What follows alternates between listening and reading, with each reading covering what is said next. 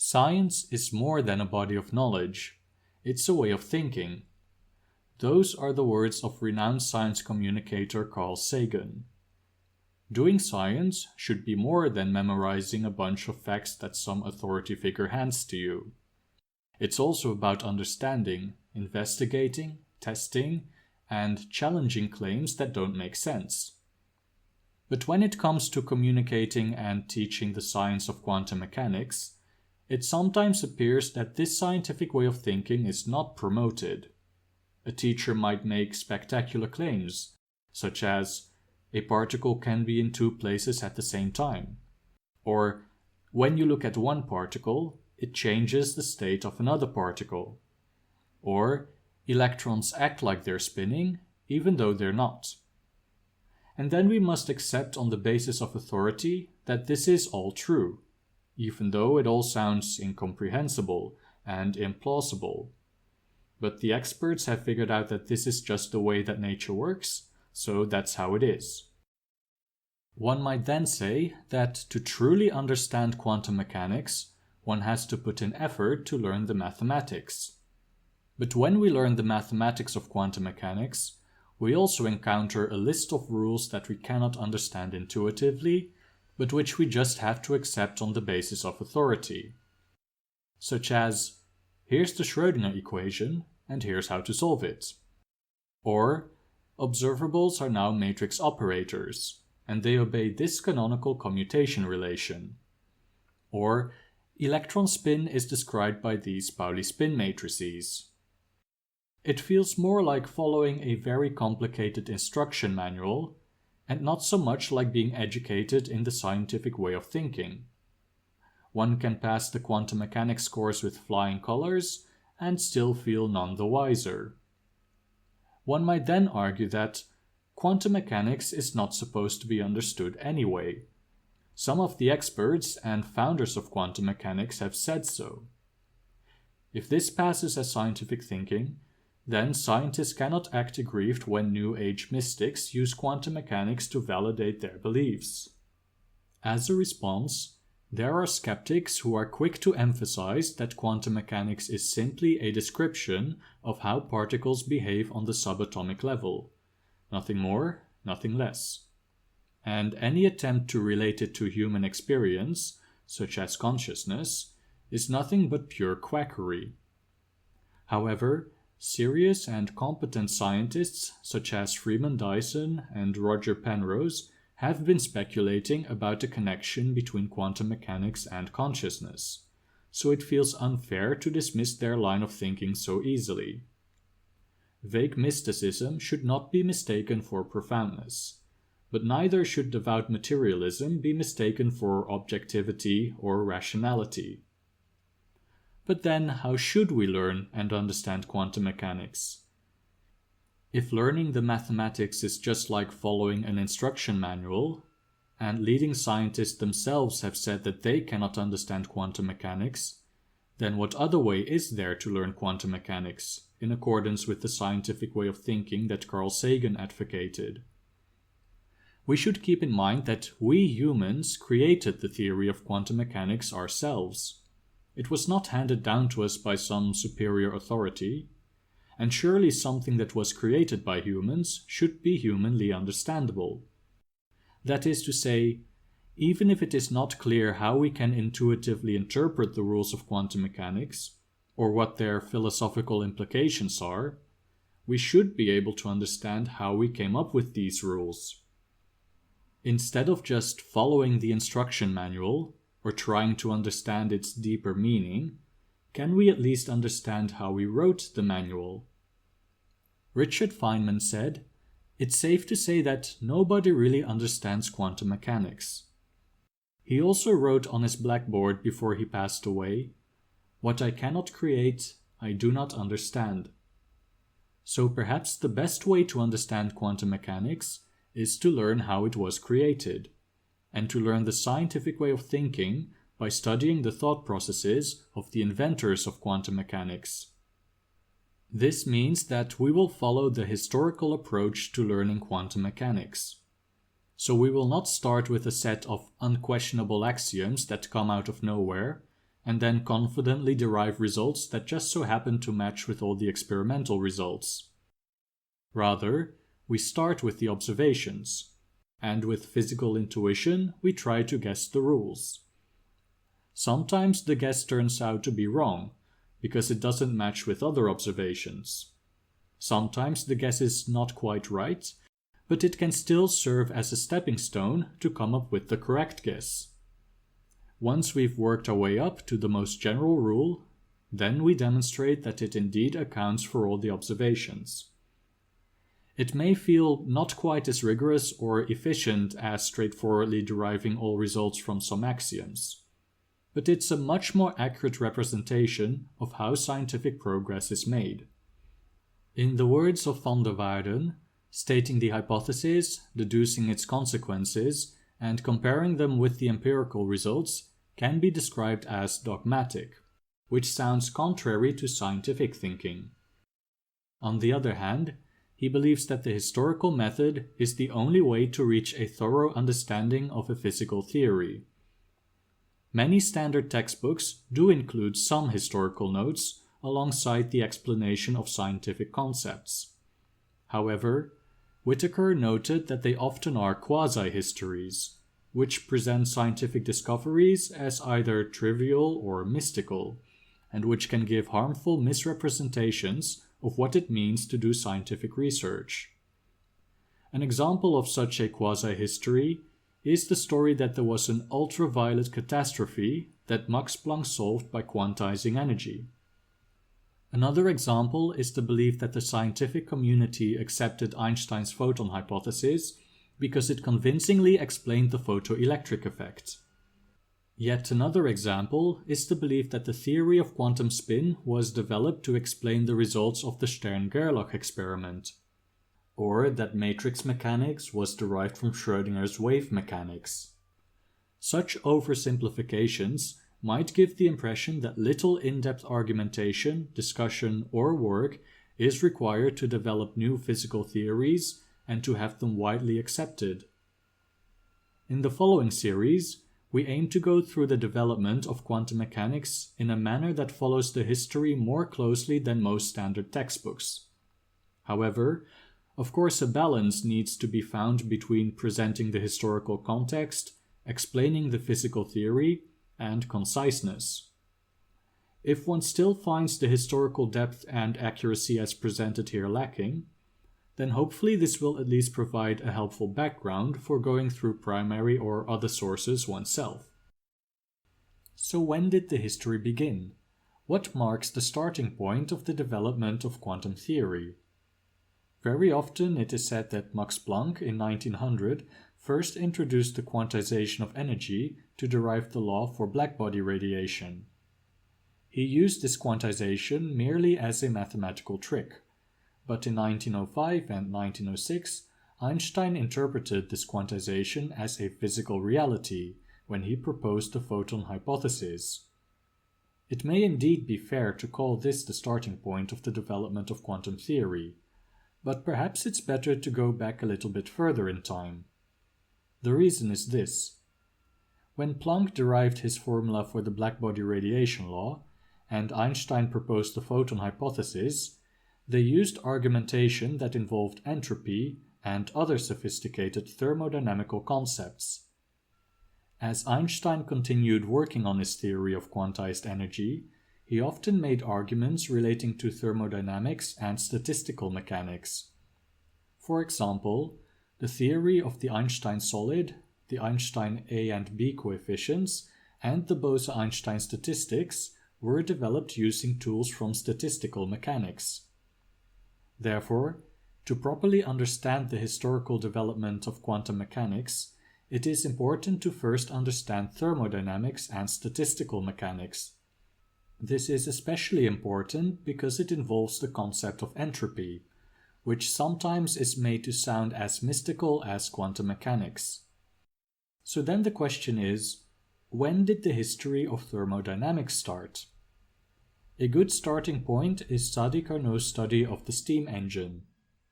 The steam engine is something that we can intuitively understand and whose practical relevance is immediately clear. So now we have a good historical starting point where there is no vague mysticism and everything still makes sense intuitively. So let's start with the steam engine, the invention of which started the Industrial Revolution and thereby transformed the world. A steam engine works by letting water vapor expand at a high temperature and compressing it at a low temperature. So as the heat flows from the hot reservoir to the cold reservoir, it generates mechanical movement, which can be used to do useful work. Sadi Carnot thought that heat flowing from hot to cold generates mechanical motion in the same way that water flowing from high to low can make a water wheel turn. Carnot asked the very practical question, how efficient can a steam engine possibly be? He argued that the most efficient engine is one that is reversible. That is, a second engine run in reverse can exactly undo the effects of the first engine without any side effects. The reason why this is the most efficient engine is because if there were a more efficient engine, we could use it to power the reverse engine, and then we could make a device that makes water flow from low to high, or makes heat flow from cold to hot, without using any external power source. Since this is practically known to be impossible, the most efficient engine is one that is reversible. Then came Rudolf Clausius, who made two important contributions to this study. First, he remarked that it's not just the flow of heat that generates mechanical work, like Carnot thought. Rather, heat itself is converted to mechanical motion. That led to what is today known as the law of energy conservation. Heat energy can be converted to mechanical energy and to internal energy of the vapor, which raises its temperature, but the total amount of energy is always the same. Second, by using the ideal gas law, he calculated what condition has to be satisfied so that the heat engine is reversible. In a heat engine, heat enters the system at a high temperature and leaves it at a low temperature. If the engine is to be reversible, the input heat divided by the high temperature should be equal to the output heat divided by the low temperature. He used this result to define the quantity of entropy. Entropy is a quantity that is defined to describe the degree to which a system has irreversibly transformed. Therefore, while energy is always conserved, entropy can only increase. A process where the entropy is constant is reversible. So for example, the ideal Carnot engine with optimal efficiency is one where no entropy is generated. A system where the entropy has increased is one where an irreversible transformation has taken place. For example, consider an isolated system where a piece of hot metal is making direct contact with a piece of cold metal. This is an initial state of low entropy. We know that heat will spontaneously flow from hot to cold, and the reverse will not happen spontaneously. Therefore, the system will undergo an irreversible transformation, which means the entropy should increase. We can verify that this is true. Heat flows out of the part where the temperature is high, and it flows into the part where the temperature is low. So the entropy increases more in the part with low temperature than it decreases in the part with the high temperature. This results in a net increase of total entropy. With statistical mechanics, we try to explain the results of thermodynamics in terms of large numbers of molecules that move around according to Newton's laws of motion. This unification of thermodynamics with Newtonian mechanics, in which Ludwig Boltzmann played a prominent role, occurred at a time when there was still no scientific consensus on whether molecules even exist. The following are some examples of thermodynamic results that are explained with statistical mechanics. The first example is the ideal gas law. The ideal gas law states how the temperature, volume, and pressure of a gas are related. For example, If you increase the temperature of a gas in a container with a fixed volume, then the pressure will increase. In statistical mechanics, this is explained by relating the temperature to the kinetic energy of the gas molecules.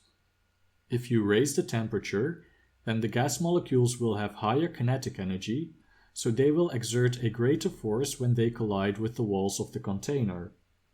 The second example is the spontaneous increase of entropy. Entropy describes to what degree a system has irreversibly transformed. For example, when heat spontaneously flows from hot to cold, the entropy has increased. In statistical mechanics, this is explained by assuming that molecules are moving randomly and constantly exchanging energy. We start with one set of molecules that have a lot of kinetic energy and a set of molecules with little kinetic energy. As they randomly exchange energy, we end up with all molecules having an intermediate amount of energy. The reverse will not happen spontaneously. If all molecules have some intermediate amount of energy, then it is statistically unlikely that through random collisions the kinetic energy is exchanged in such a way that all the energy will be concentrated in one specific set of molecules. The third example of how statistical mechanics can explain thermodynamical phenomena is the transformation between different types of energy. Clausius stated that there are different forms of energy: heat energy, internal energy of the gas, and kinetic energy that can perform useful mechanical work. These can be converted into one another. With statistical mechanics, we can understand why the internal energy of the gas can be converted to kinetic energy. The internal energy is itself a form of kinetic energy, namely the kinetic energy of molecules. If all these molecules hit the piston from one side, then the kinetic energy of the microscopically small molecules is converted to kinetic energy of the piston. So it's clear how the internal energy of a gas can be converted to kinetic energy that can be used for useful mechanical work. But how is the conversion to and from heat energy explained? We can make the following observations. When we heat up a gas, we raise its temperature. So the gas has more internal energy, which means the molecules move faster. So heat energy can be converted to internal energy. The opposite also happens. An object at a certain temperature will radiate heat as it is cooling down. So internal energy is converted to heat. To qualitatively understand why this happens, we must first realize that heat is a form of electromagnetic radiation, just like light. This fact can be demonstrated in the following ways. If sunlight is separated into its different colors, or wavelengths, and a thermometer is placed beyond the red light, we see that the temperature rises. Therefore, heat is just light with a longer wavelength. Moreover, just like light can be focused with a magnifying glass, so too can heat be focused. Light, or electromagnetic radiation, is understood with Maxwell's equations of electromagnetism.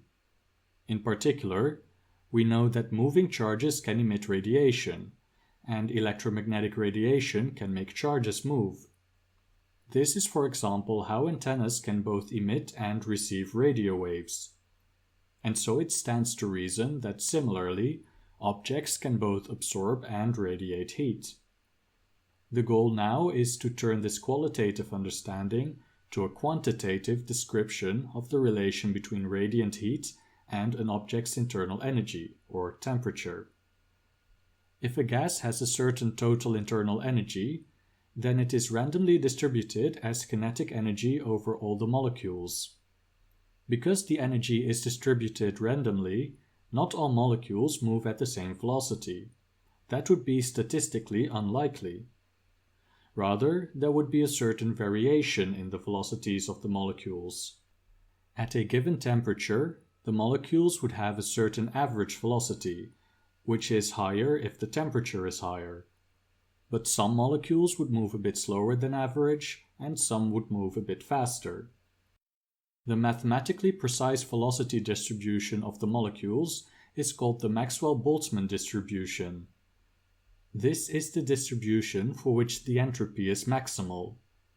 That is, if we start in the statistically unlikely state where all molecules have the exact same velocity, then we start with a state with low entropy. After the molecules move around, collide, and exchange energy, then the energy is distributed in such a way that the molecules follow the Maxwell-Boltzmann velocity distribution, which has maximal entropy. The increase in entropy signifies that the system has irreversibly transformed. This is because once the velocities are distributed according to the Maxwell-Boltzmann distribution, it is statistically unlikely that through random chance all molecules end up having the same velocity again. A similar sort of reasoning holds for the radiation that a hot object emits. It doesn't emit radiation of only a single wavelength. That would be statistically unlikely. Rather, the radiation energy is randomly distributed over electromagnetic waves of many different wavelengths. The higher the temperature of the object, the shorter the average wavelength, or the higher the average frequency of the emitted radiation. The central question is this: what is exactly the frequency distribution of the radiation that is emitted? This is the distribution of blackbody radiation. There are two ways to approaching this question. The first is from the Maxwell-Boltzmann velocity distribution. We know how the kinetic energy is distributed over the molecules. We also know from Maxwell's equations of electromagnetism that the motion of charges generates electromagnetic radiation. So it stands to reason that from the Maxwell-Boltzmann distribution, we can infer the frequency distribution of the radiation. Using this line of reasoning, Wilhelm Wien gave a physical justification for Wien's blackbody radiation law that fitted the experimental data that was known at the time. The second way to approaching the question of the blackbody radiation law is the one followed by Max Planck. Planck did not accept Boltzmann's statistical mechanics, which included the Maxwell-Boltzmann velocity distribution. The reason for Planck's rejection was that Boltzmann's statistical mechanics relied heavily on the assumption of randomness. For example, if we start out in the low entropy state where one group of molecules have high velocity and another group have low velocity, then through random exchanges of energy, we irreversibly end up in the high entropy state where the molecules follow the Maxwell-Boltzmann distribution. But the way that the molecules move, collide, and exchange energy is not random. It follows Newton's laws of motion. We cannot say that a statistically unlikely state inevitably evolves into a statistically more likely state. We can only say that the state evolves according to the known laws of mechanics, which are time reversible. That is, if the initial state is such that it evolves into a state of higher entropy, then by reversing the directions of the initial velocities, we have to find a state that evolves into a state of lower entropy. If both initial states are statistically equally probable, then it should be equally likely that the entropy of a state either increases or decreases. So Planck did not want to think in terms of Boltzmann's statistical mechanics.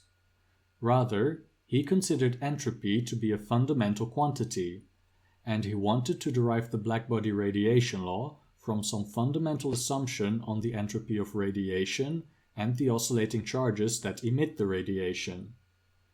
Just like the Maxwell-Boltzmann velocity distribution is the distribution with maximal entropy, so too should the blackbody radiation distribution be such that the entropy is maximal.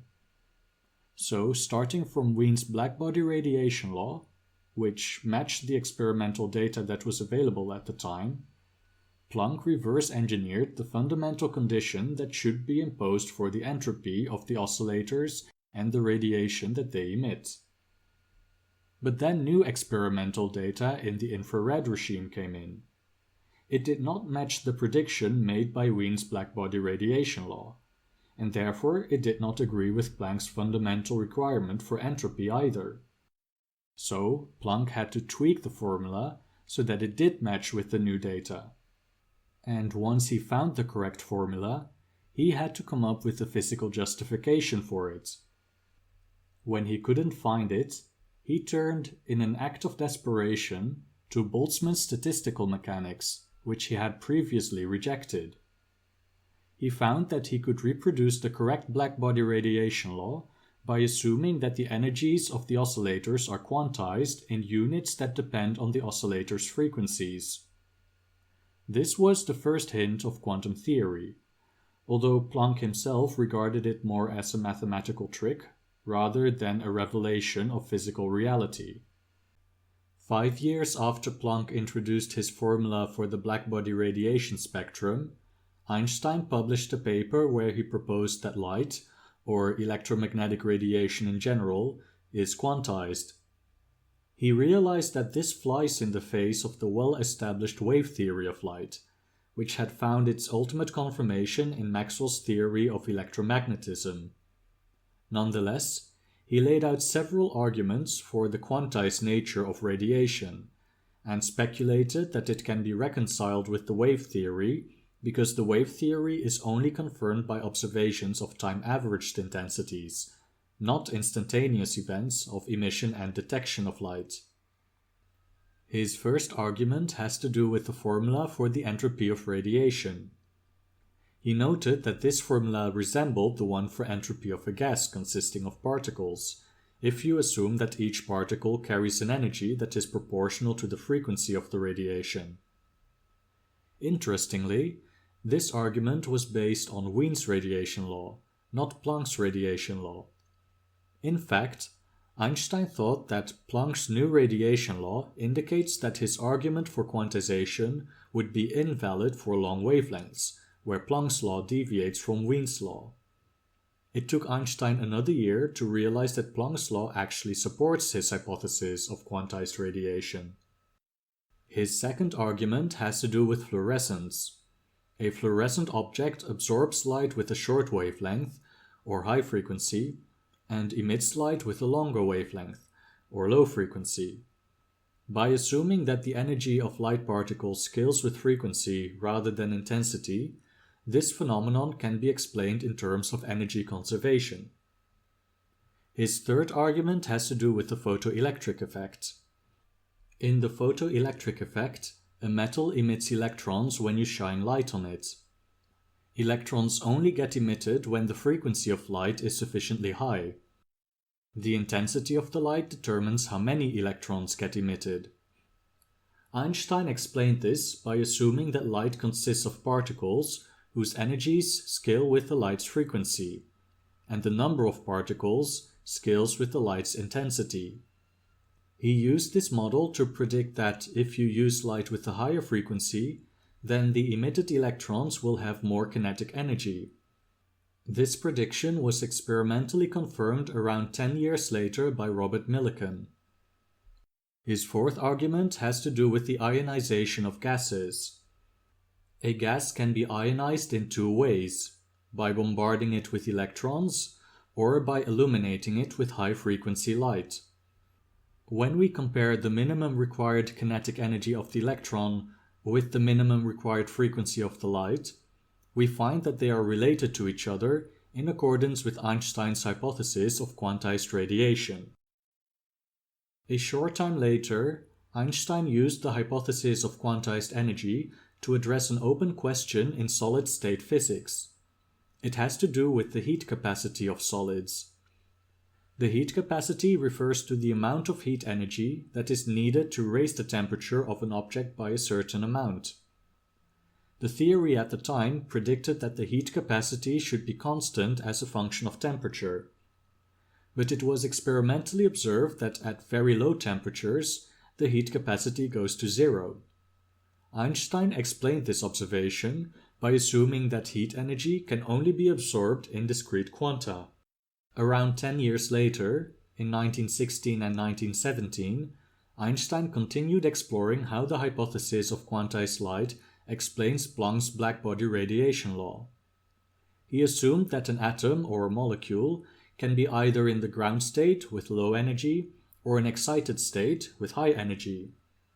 The atoms randomly exchange energy by emitting and absorbing photons. He assumed that there are three different interactions with light quanta, or photons. An atom in an excited energy state can spontaneously emit a photon. An atom in a lower energy state can absorb a photon and be excited to a higher state. An atom in an excited energy state can be stimulated by a photon to emit another photon. With Boltzmann's statistical mechanics, he calculated how often these processes occur. He showed that they are in equilibrium with each other if the radiation energy satisfies Planck's radiation law. He also showed that if the absorption and emission of photons can transfer momentum to and from the molecules, then the molecules possess an average kinetic energy that is consistent with the known theory from thermodynamics. All these results support the quantum theory of radiation. Another very convincing piece of evidence for the quantum theory of radiation came in 1923 with the discovery of Compton scattering. In Compton scattering, it is observed that when X-rays are scattered, the wavelength is changed, and the change in wavelength depends on the direction in which the light is scattered. If we think of X-rays as waves, it's difficult to explain this observation. But we can explain this effect if we think of X-rays as particles, which can transfer energy as they collide, and whose energy is related to wavelength as Einstein hypothesized. In 1924, Bose and Einstein finally derived Planck's blackbody radiation law fully from the photon model of light. Prior to that, the radiation law had always been derived using a result from classical theory that relates the energy of an oscillator to the energy of its radiation. But with this new derivation, one doesn't have to rely on classical results anymore. The derivation of Planck's blackbody radiation law is then fully quantum mechanical. This derivation hinges on a very important assumption, namely that the photons are fundamentally indistinguishable. That is to say, if we have two photons at different places and we exchange their positions, nothing has physically changed. Whereas if the particles were distinguishable, these two configurations count as different states in the statistical calculations. In the meantime, quantum theory was also developed in the context of atomic physics. It was driven mostly by the study of spectral lines.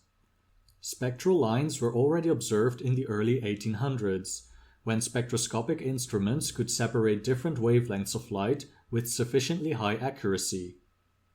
When examining the wavelength spectra of the flames or sparks of different chemical elements, it was observed that each element has its own characteristic pattern of spectral lines. An important discovery was made in 1896 by Peter Zeeman. He found that when an external magnetic field is applied, a spectral line would split in three. This is called the Zeeman effect, and it was explained by Hendrik Lorentz using the theory of electrons. At that time, there was no scientific consensus yet on whether electrons existed, so Lorentz's explanation of the Zeeman effect was important evidence for the existence of electrons. It was not yet known how exactly the electrons were arranged in the atomic structure. According to the plum pudding model of J.J. Thomson, the negatively charged electrons were scattered in a blob of positive charge, just like plums are scattered in a plum pudding. In 1911, this model was superseded by the Rutherford model of the atom. By seeing how alpha particles scatter from gold foil, he deduced that the positive charge could not be spread out, like in the plum pudding model. Rather, it must be concentrated in a very small nucleus. The electrons should then somehow surround the nucleus. In 1915, Niels Bohr further updated the model of the atom in an attempt to explain the spectral lines of the hydrogen atom. Let's suppose that the electron of the hydrogen atom moves in a circular orbit around the nucleus. For a given size of the orbit, the electron has a certain energy and a certain angular momentum. Now suppose that the angular momentum can only increase in discrete steps of a certain size. Then we can calculate the energies of the corresponding orbits. If an electron drops from a high energy level to a low energy level, then the energy difference determines the frequency of the emitted light precisely according to Einstein's photon hypothesis. With this model, one can explain the observed frequencies of hydrogen spectral lines. If we regard this model merely as an instruction manual to calculate spectral line frequencies, then one might be tempted to think that this model is extremely simple. The true difficulty of this model is conceptual. How can this model be harmonized with the well-established classical theory of electrodynamics? From Maxwell's theory of electromagnetism, it followed that radiation is generated by accelerating electric charges. If a charge oscillates with a certain frequency, then it emits light of the same frequency. This was experimentally confirmed by Heinrich Hertz, and it led to the invention of radio communication. But in Bohr's model, electrons are orbiting the nucleus without emitting radiation. Radiation is only emitted when the electron transitions between energy levels, and the frequency is not given by the oscillation frequency of the electron, but by the energy difference. To resolve this apparent contradiction between quantum theory and classical theory, Bohr formulated what is now known as Bohr's correspondence principle. This principle states that in some limit, the rules of quantum mechanics must become the same as the classical rules. In the case of Bohr's atomic model, it means that for transitions between high energy levels, the frequency of the emitted light is the same as the oscillation frequency of the electron, just like in the classical case. This correspondence principle served as an important guideline in developing quantum theory. Arnold Sommerfeld then extended Bohr's atomic model to account for the Stark effect and Zeeman effect. In the Zeeman effect, spectral lines are split by a magnetic field, and in the Stark effect, the lines are split by an electric field. Although the Zeeman effect had been explained by Lorentz using classical theory, Sommerfeld's extension of the Bohr atomic model was required to explain it in a way that is consistent with the quantum theory.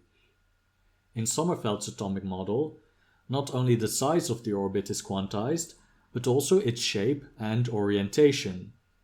Orbits with different shapes and orientations can have the same energy, but they respond differently to externally applied electric and magnetic fields. This explains why a single spectral line is split in multiple lines when an external field is applied. Therefore, the electron orbit is described with 3 quantum numbers that describe the size, shape, and orientation of the orbit. The old quantum theory consisted of a collection of quantization rules that successfully explained the experimental observations, but they lacked a cohesive theoretical underpinning. The first coherent theory of quantum mechanics was developed by Werner Heisenberg. He reasoned as follows. We observe spectral lines with certain frequencies.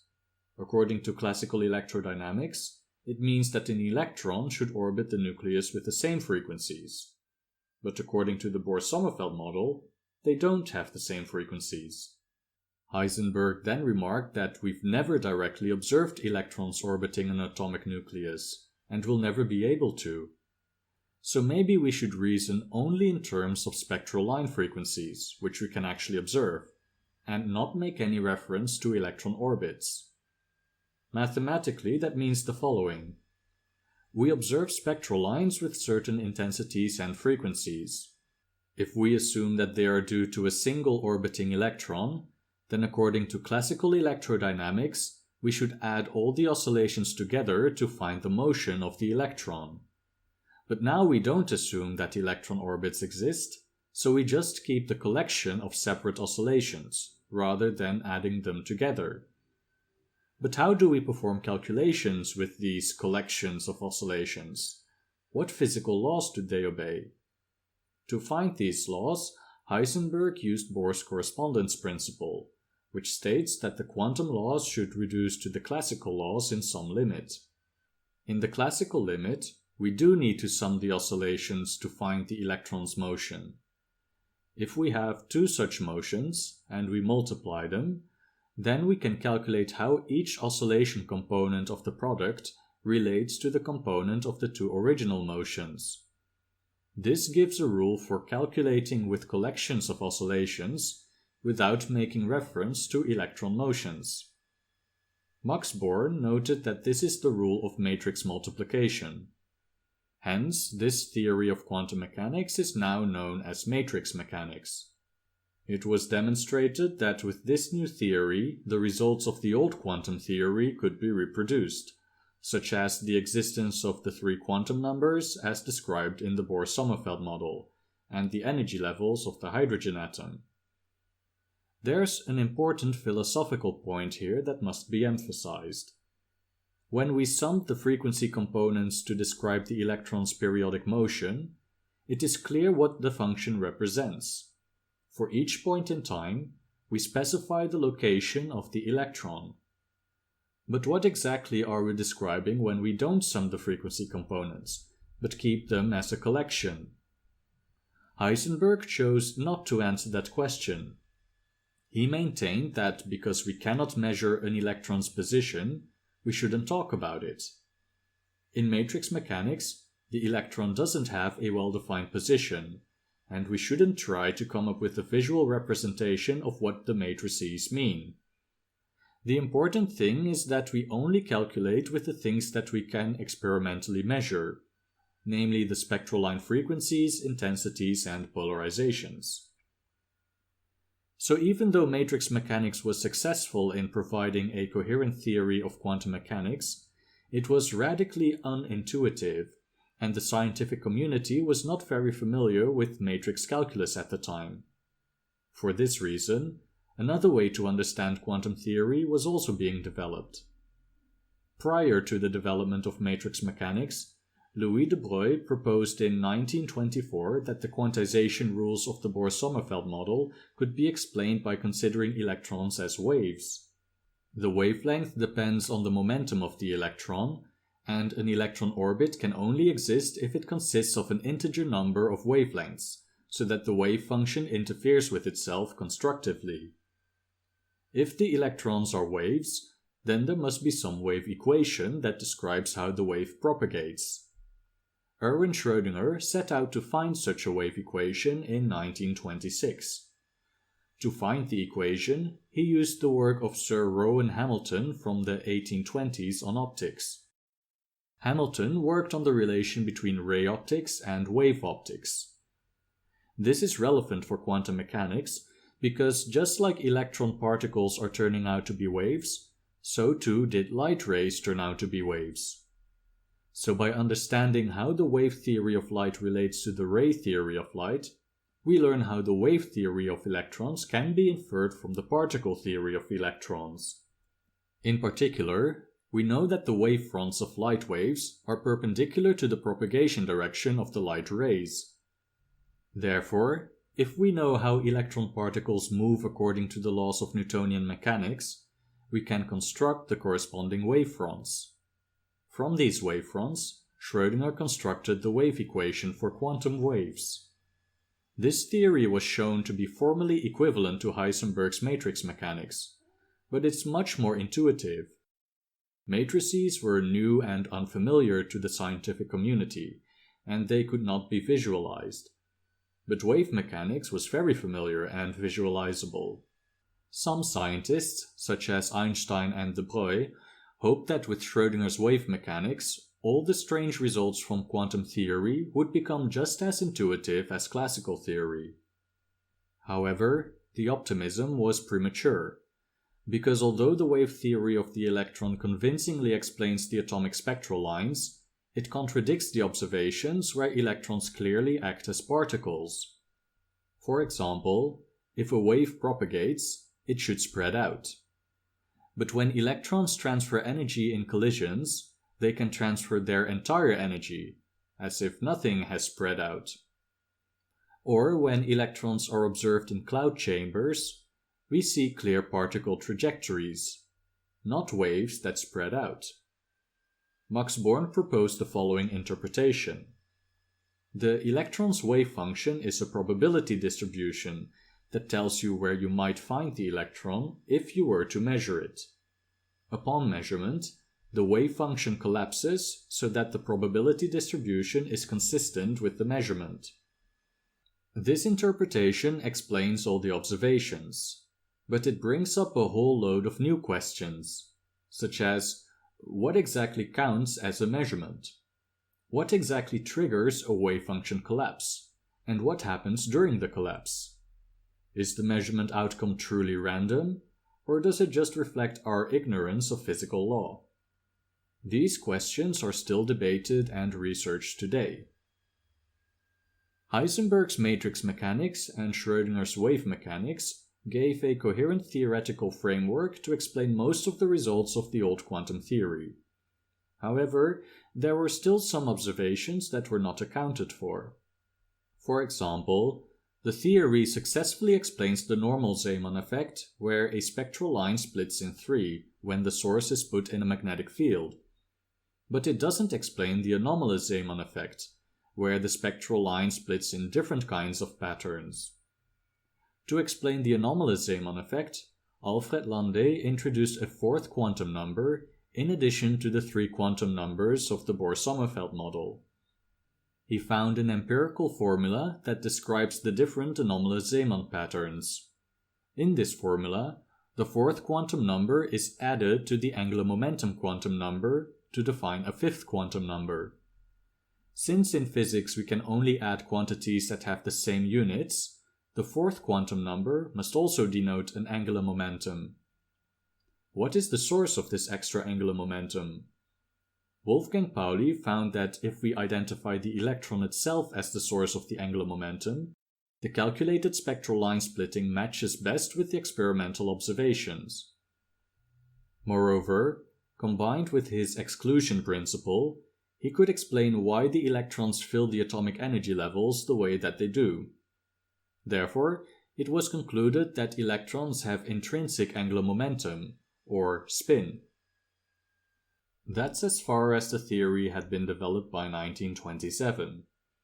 Of course, there were many further developments afterwards, and even before 1927, important results had been obtained that have not been covered in this series. But hopefully this limited treatment will give nonetheless a helpful impression of how the fundamentals of quantum mechanics were created through scientific thinking.